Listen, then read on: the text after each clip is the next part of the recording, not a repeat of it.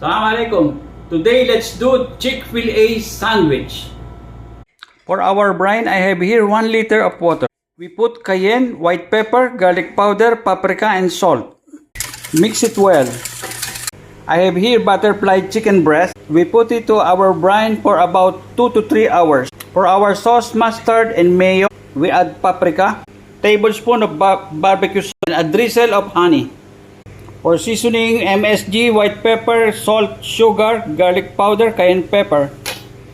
For our dredging, cayenne, paprika, black pepper, MSG, and sugar.